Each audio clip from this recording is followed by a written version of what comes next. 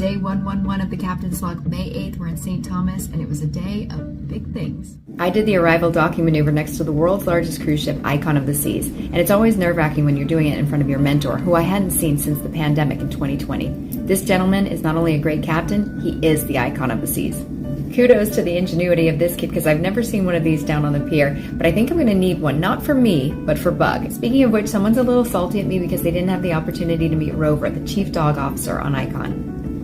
But I think we got the next best thing, because Captain Tio and I exchanged ship models. He got Beyond, and we got Icon. Staff Captain Marcus was pretty stoked because he collects these ship models. You can see on Beyond we have the moving magic carpet.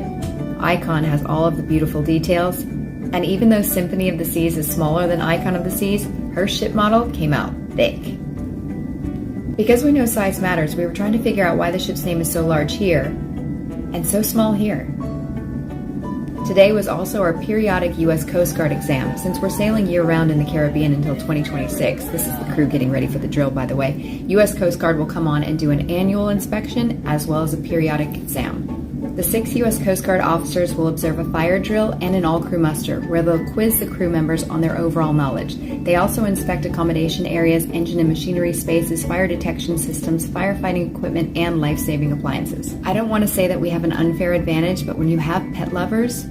At 3:30, we said farewell to Captain Tio. I did put in a Starbucks mobile order for a cake pop, which never arrived, but anyway, since Icon of the Seas is the world's largest cruise ship and Captain Tio is my mentor, of course we're going to have a horn war. And as the reigning horn war champions of the Caribbean, we remain undefeated. Once the U.S. Coast Guard officers have finished their inspection, they go through the results to let us know if there's any deficiencies or findings that need to be rectified. A United States public health inspection gives us a number score, but the U.S. Coast Guard gives us pass or fail. In our case, it was a pass.